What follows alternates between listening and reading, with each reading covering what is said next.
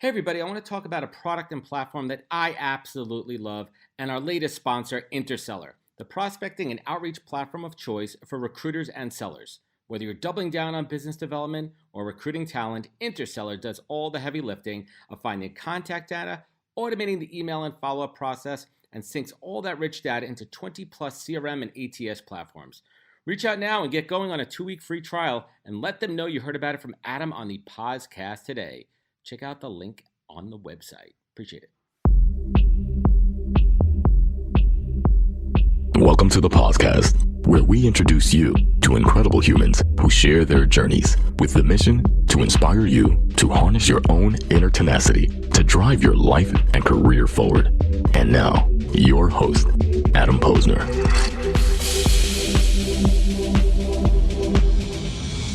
Hey, everybody. Welcome back to the podcast, where I bring you the best and the brightest from the world of business, marketing, and personal growth to help you harness your inner tenacity to drive your career forward. My guest today, Bret Berish, is the CEO and co-founder of Sovereign Brands, the company behind world-renowned spirit brands like Ace of Spades, Bumbu, Luc Belair, hopefully I didn't butcher any of these names, and many more. And he comes from a line of spirit industry executives, Jim Beam, and operators that kept things in the family, like launching Sovereign with his brother as a co-founder and father as an advisor. And he has found success in the alcohol space by forming real bonds. We're talking real, genuine relationships with recording artists, athletes, actors, and other influencers, and pairing them with world-class products. And there's an art and a science to this, which we're going to dig into. And he's a true veteran of the industry, and Sovereign Brands has grown to sell his products over in 100 countries. So let's get to it. Let's dig in to Bret's story and how he's built this empire. Bret Berish, welcome to the podcast. Adam, thank you for having me on. Thank you for introducing me to your audience at the podcast. So looking forward to the conversation. And I deeply appreciate you joining me today. We were kind of talking off air. I do a lot of research. I'm sure you do too for your show. And when you start to unpack people's careers and you go really deep, you're like, holy shit. Like you start to see the real picture of who they are and where they came from. But until we turn this mic on and you turn your mic on the podcast and you actually talk to folks, you don't get it. So let's bring it back here. Your father was the CEO of Jim Beam for over 25 years, and he used to talk a ton about the alcohol industry with you and your brother. But correct me if I'm wrong, your dad never wanted you to go into this business, right? No. He didn't want that. My brothers and I grew up in this space. We grew up in the industry. My dad had a wonderful passion, has a wonderful passion for the space. That's all we talked about at the dinner table. That's all we ever knew was what he did for a living, because he has no hobbies, and he kind of passed that down to us. Was your dad specifically a bourbon guy while he joined Jim Beam, or was it just more about the industry? He spent 45 years at the company, and what he educated us and instilled in us, my takeaway is, that's the lifeblood of industries, is new products. And I get off on that. I love that. It's the hardest part of the industry. We don't have a legacy. Innovation. Legacy brands, but it's new products that drives things. So let's just talk about the bourbon category for a moment, because that's a passion of mine. I'm a bourbon drinker. I was telling you offline, the Kentucky Bourbon Trail trip was one of my favorite experiences to really learn how it's made and the passion behind it. But let's talk about innovation in the bourbon space. I mean, there's bourbon, right? What are some of the innovations? I mean, how much could you innovate? Is it the flavoring, the packaging, the vintage, the age of the barrel? I mean, how do you innovate a brand? How do you innovate a steady product? I mean, we've seen it with alcohol, with vodka, where you flavor the flavored vodkas. But how do you innovate in the bourbon category? Well, I can only answer it the way I look at brand building. I think there's lots of ways to innovate. Is there a discernible difference?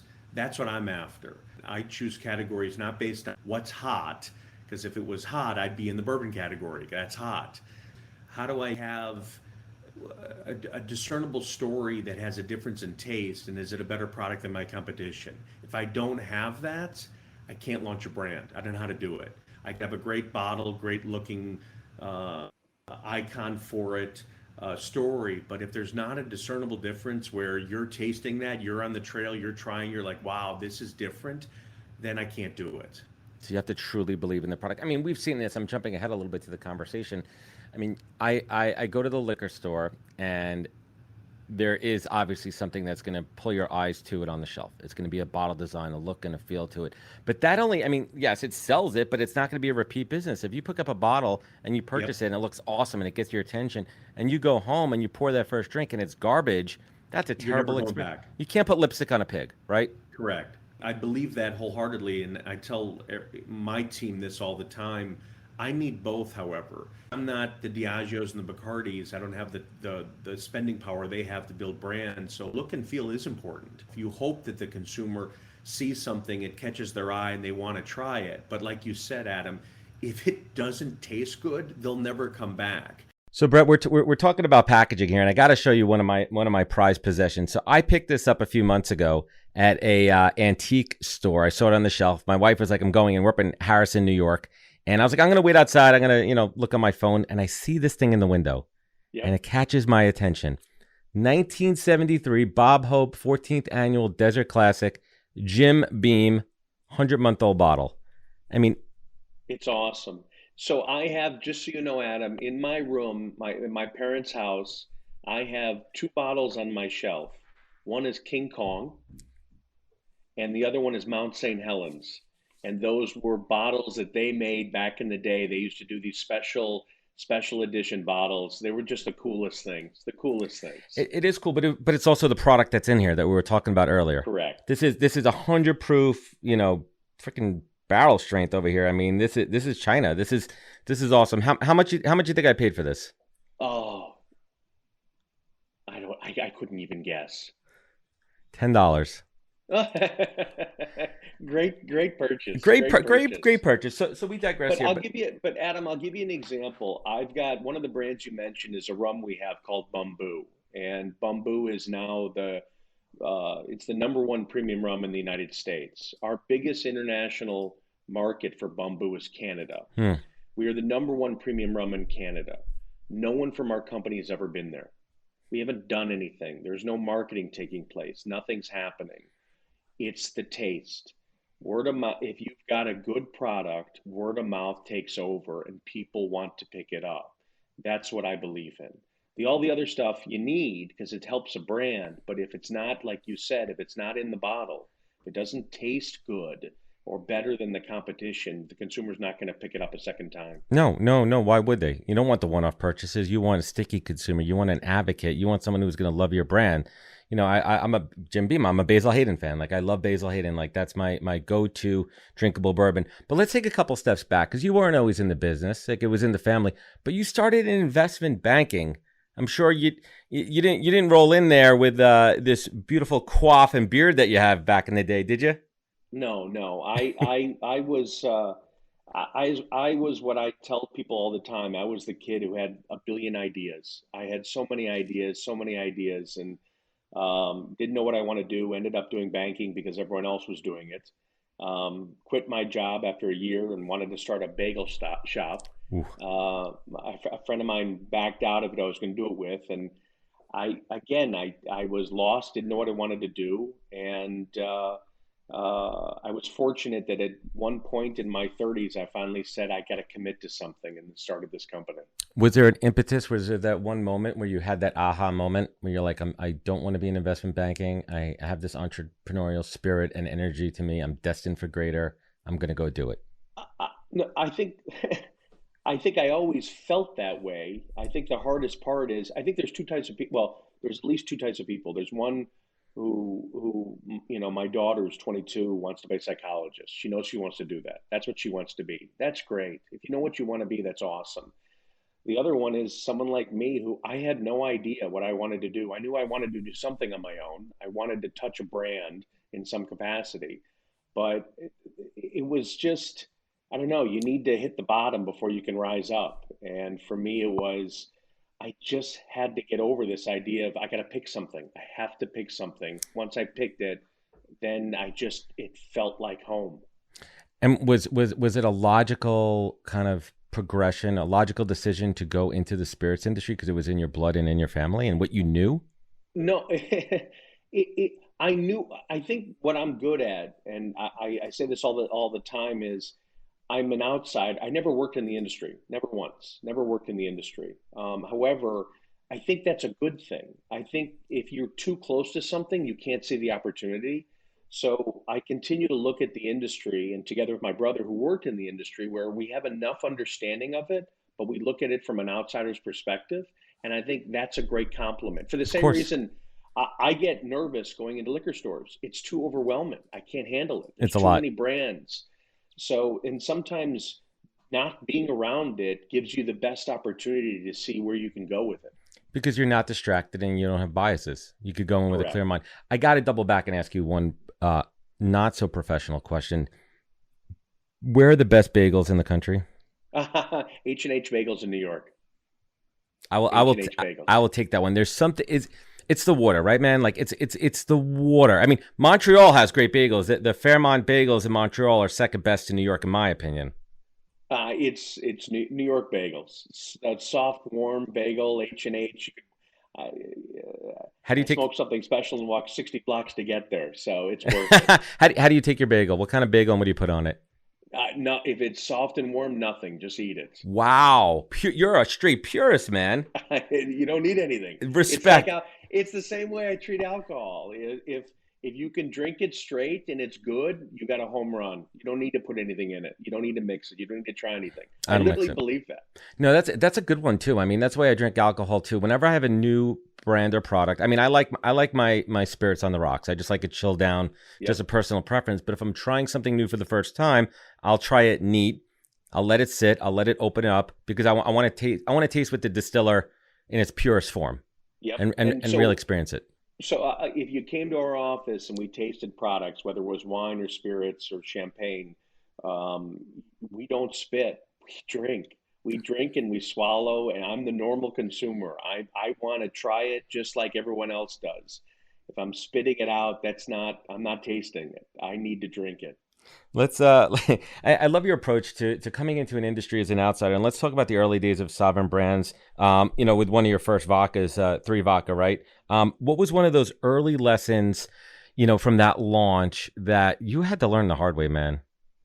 Well, I like to say that 3, the vodka, it was my most successful brand. It taught me everything on not what to do and then what to do. And I think that's the best part. When I tell people all the time, once you start learning your space, that's where your value comes in. And learning it the hard way and the negatives and what you shouldn't do, that's where if you stick with it, then you can really add value to what you're doing. And that's what happened with us. Everything I do today is based on 3 Vodka and what not to do. Selling, we don't rely on anybody. We want to go sell the brand ourselves and tell the story. If I let other people go sell it, then they might not tell it the same way we do. So it's just taking full ownership of it and making sure if anybody's going to fuck it up, it's going to be me. Right. But what about, those early days? And even now, I mean, the competition for shelf space. I mean, there's a balance. You talked about the Diageos and the other large Pernod and the other big brands out there that have that kind of money and funds to really, end caps, front caps, the advertising, getting in front of people.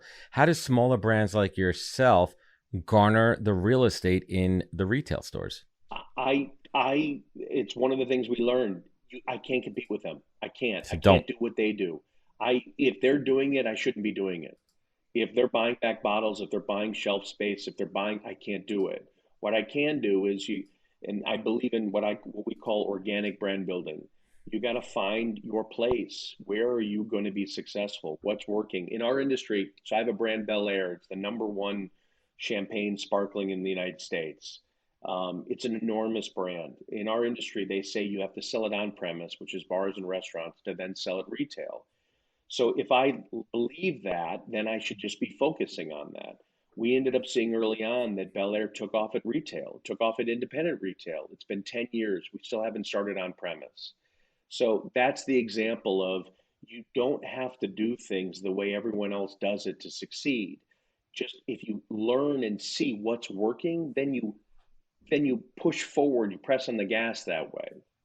So I'll give you an Huge lesson for everyone out there. Pause on that for 1 second. Video clip, promo clip. I want everyone to go back and listen to that one.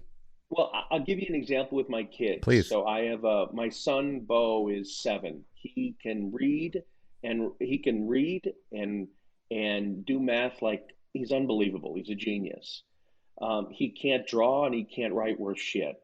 My daughter is a great artist, fantastic. She can't uh, do math or write or read well.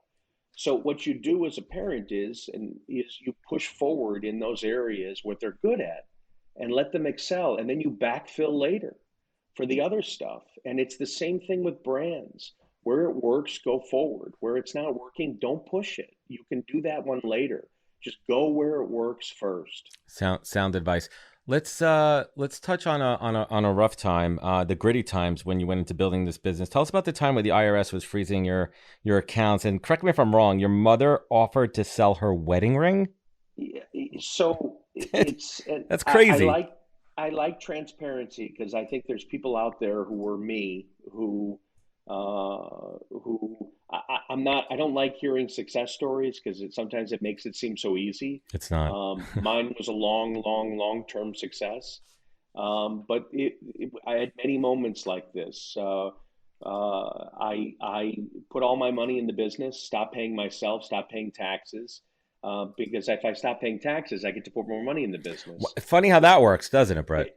And you know what? I learned the hard way. It's a lot more cash flow. Find you. The IRS will find you. And they swept my bank account, and then I started putting my salary in my then girlfriend, who's now my wife's name. It got to the point where I had investors. They wanted to wind up the company. I remember walking outside, talking to my mom on my cell phone and saying, Jesus, I love what I'm doing. I'm happy. If I could just live on if I can have enough money to live, I'm perfectly fine. And she said she'll sell all her rings from me. And I told her no. Those are the moments I'm most proud of because I stuck with it. And look what's happened. And your mom, the love of a parent. I feel the same way. I feel like, my parents have always, been there for me. Was that like a safety net thing with your parents, or did they give you, when you were growing up, did they give you the room to fail? I think I'm fortunate.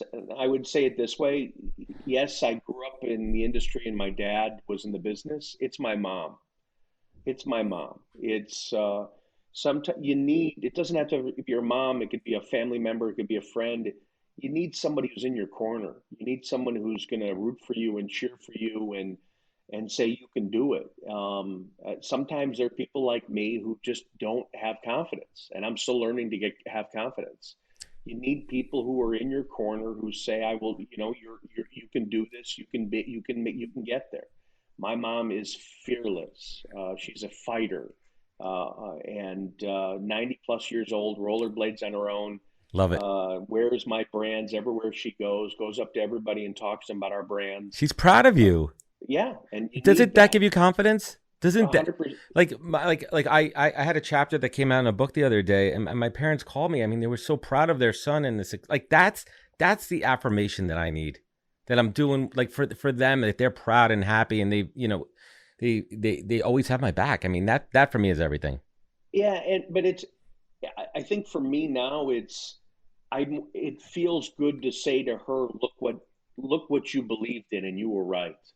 Like, look, it's putting it back on her and saying thank you. I love it. I think it's perfectly healthy.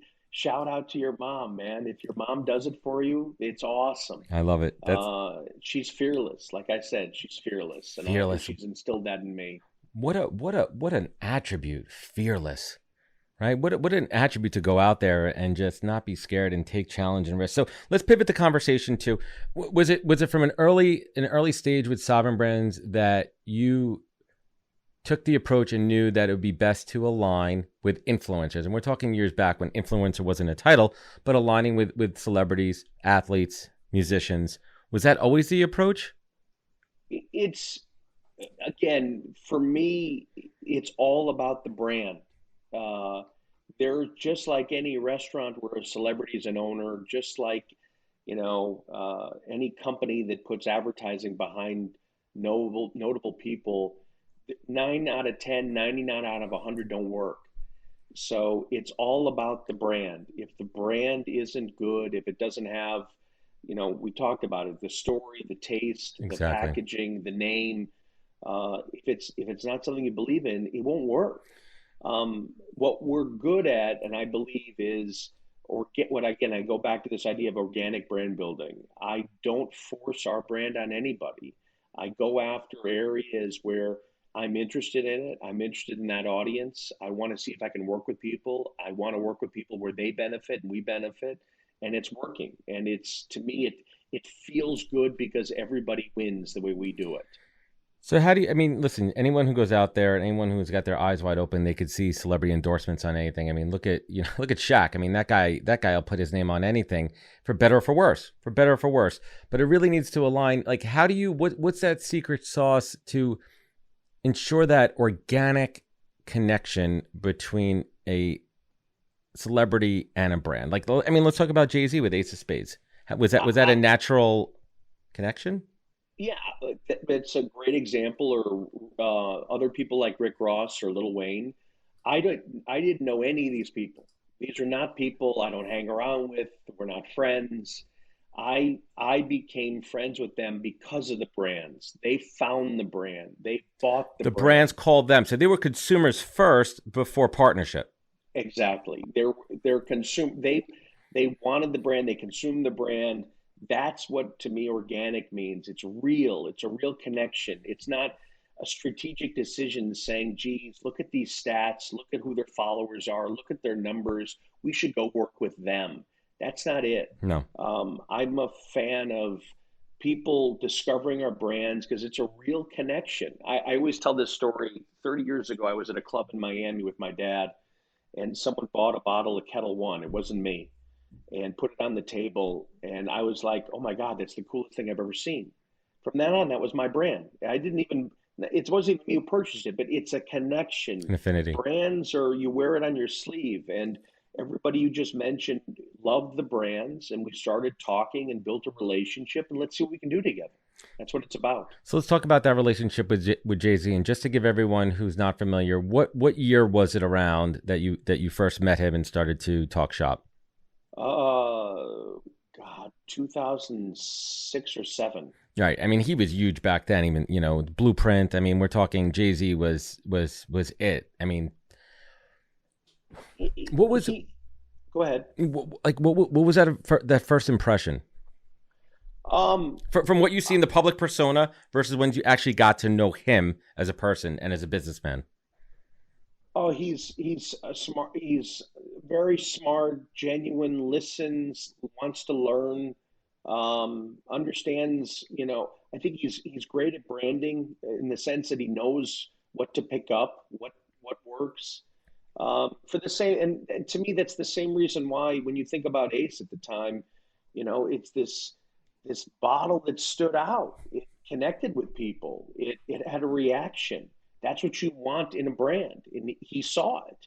And that's the same reaction other people have had, whether it's Rick with Bel Air and specifically Rose, whether it was Lil Wayne with Bamboo, whether it's Martha Stewart with Bel Air, whether it's Oprah with Bamboo. It's like there's a connection. To me, getting back to it, Adam, I want to point this out.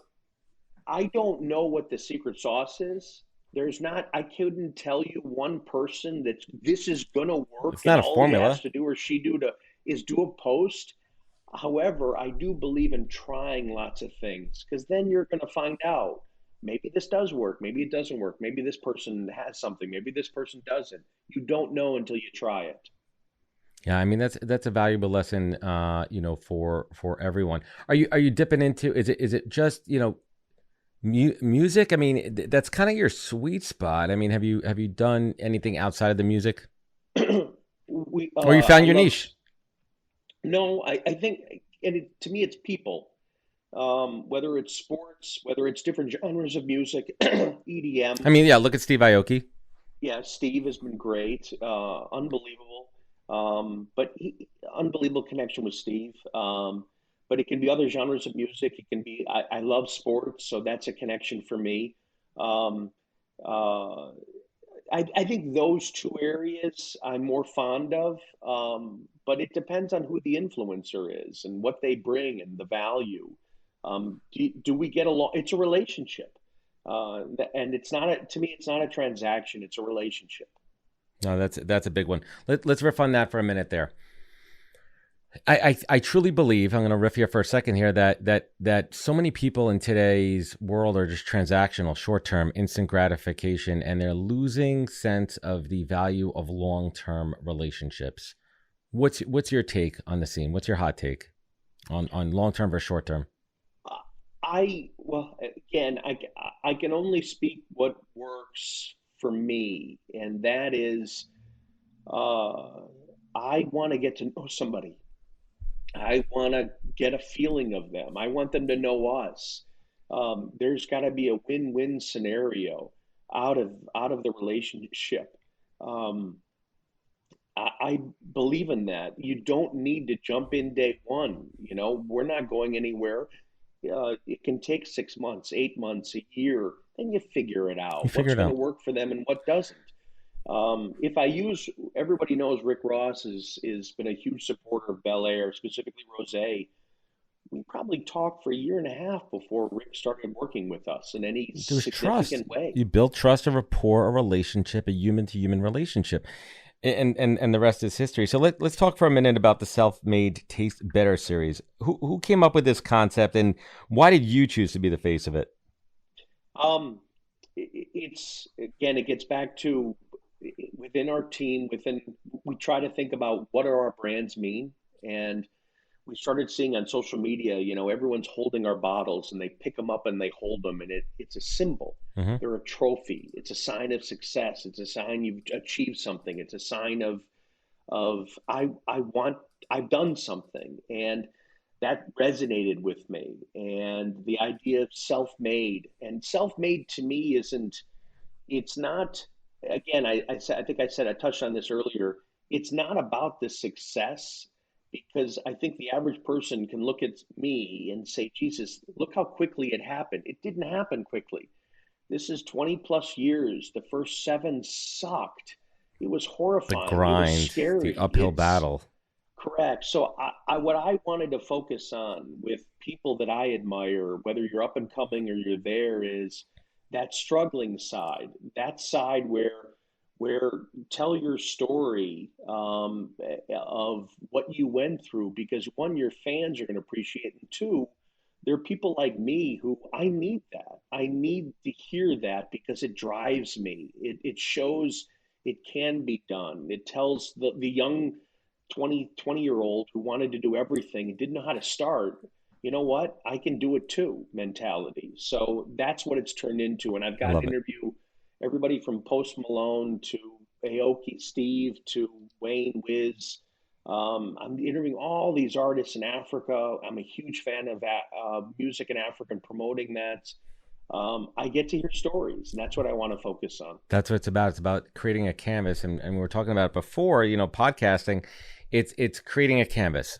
You created a canvas where we showcase amazing human beings in our world, in our network, and we shine a light on them.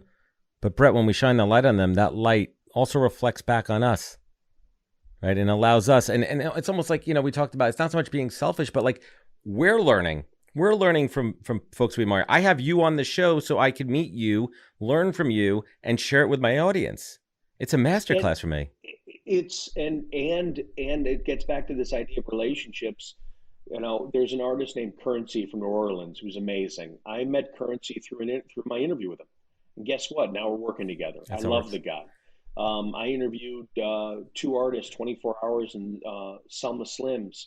I interviewed an African artist named Harry Song. Guess what? We put a whole song together between all three of them. We shot the video for them. Wow. Like stuff, you never know where the opportunity is, and you just kind of, it can come organically by conversations like this. Let's talk for a moment about your relationship with the late Nipsey Hussle. Past, it's been a year. Yeah, Yep. just been a year, and he's synonymous with self-made. Talk to us about that relationship and what you learned from Nipsey. Nipsey, just unbelievable class act. And the perfect example is I was in LA. We had just shot a self-made with I can't remember now. Nipsey shows up. He shows up early. He shows up without anybody, no entourage. It's just him. He's just hanging out. That's Nipsey.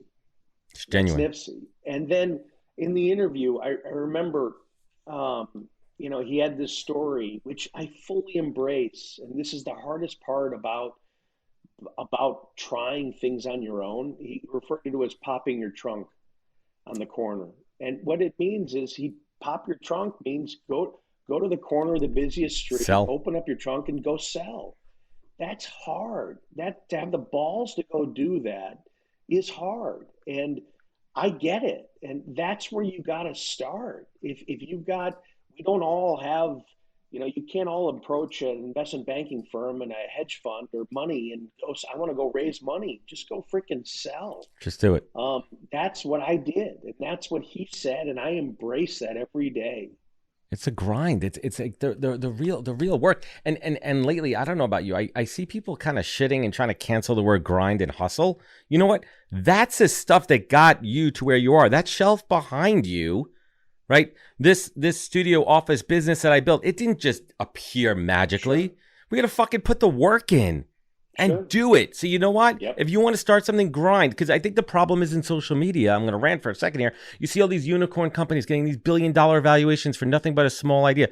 That represents 0.00000 millions of zeros, 1% of all the entrepreneurs out there. And they think that they could just get there magically and they're going to get lucky. But luck is shit. It's work. The hard work is what gets you there. And Adam, I'll give you a story on that. I spoke at a Citibank conference about branding and up and coming, yada yada. And before I went on, they had the founder of Casper Beds, and I guess it's one of those at the time. It was, maybe it still is, one of these unicorns. Yep. And he talked about how in the past 12 months, it's just this global enterprise, crazy business, huge success, raised billions of dollars, and then I go up. And my response to the audience is, I'm sorry, you're not going to hear that story. Like I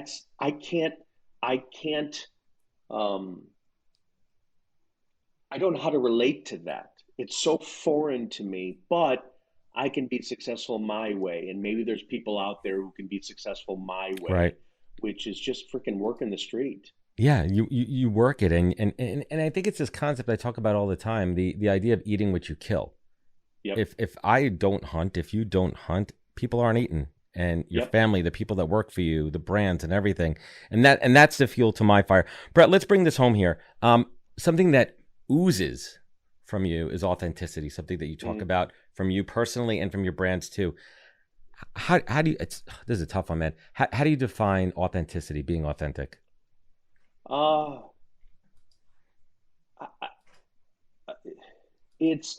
interviewed a guy, I think last week or 2 weeks ago, who said, I asked, Beanie Man. Beanie Man. Yeah, from Jamaica. He's he's a king of. Was that Sim Sima who got the keys to my Bima? Is that Beanie Man? he's that was out of nowhere. 40 years famous. He started being famous at 5, and I asked him, how do you stay driven like this? And he said, if you fall out of love, you were never loved with it to begin with. And he's right. Meaning, I found what I love. I'm passionate about it. It's easy because I believe in it. I believe in my brands. They're like children to me. I changed my name during COVID to Bret, all in Berish. I believe it. Now it's Bret. Let's go, Berish. I believe it. Like, if it's natural, just go with it. Be yourself and make it happen. And I believe in these things. Great stuff. I can't fake this stuff. So I love my brands. I love my team. I love what I'm doing. What it's all about, man. Tomorrow is more exciting than today, and I want to show it. That's tremendous. What's the next hot spirit coming down? For me, well, we got 2 more brands coming next year. I got to keep it quiet. My team doesn't know yet. It's the 4 we have now. Bel Air is on fire. Bamboo is killing it. McQueen, our gin, and the Violet Fog is just the coolest thing. Going up against Ryan Reynolds, man. It's a tough Yep. one. Oh, Aviation. that's easy. That's easy. This is authentic. And then our product that competes in the cognac category, Beyond. So those are the 4 things we focus on now. Good stuff, man. And Bret, what is the single greatest piece of advice you've ever received that you take action on every day of your life? You can't buy cool. My dad always says this. I'll give you 2. Can't buy cool, and don't wait for anybody. If you're waiting for a follow-up, it's never going to happen. If you're waiting for somebody to make you successful, it's never going to happen. If you're waiting, you've already missed out. Just do it. Lead, don't follow. Lead. There's so many. All these things I just said, my brother and I share with our team every single day. Make $1 equal 10. Have a sense of urgency. Make shit happen. Yeah, just there's so many, but when you hear it, you know it, and you just want to follow it. Oh, that's good stuff, man. And last but not least, right? You look back on your life, you look back on your career, you look back at those hard times when the IRS was freaking coming at you, man, and you had that conversation with your mom, and you're like, shit, I got to pull myself up. I got to harness this inner tenacity to lift me up and pull me forward and up and out and down the right path. And right now, you're sitting here in Florida, your family talking proud about your kids, the brand that you built, this legacy, and you want to show gratitude. What keeps you in focus? What is your compass? Bret Berish, what is your North Star in life? That same moment when I talked to my mother, it's no longer, or even it's no longer about the money. It's not about the money. It's, to me, that will come if you love what you're doing and you believe in it. Don't make it about the money, because it's easy. You'll get there. I'm sure you hear it all the time, Adam. If I could just get 1% of the industry and I could sell it for a multiple of this, and yada, like, that's not real. Love what you do. I love what I do. And it shows, man. Bret, hang with me for one moment here. Thank you so much for joining me. This is incredible. I hope everyone listening, this is a good one. This is a great episode, and I feel it right here. Everyone to check out sovereignbrands.com, BretBerish.com. Check out the podcast. It is awesome. They're quick. They are digestible. They're entertaining. I love that you put so much work into you could tell from the quality of the production how much you and the team care, and it shows a long way. So I want to thank you so much for joining me today, Bret.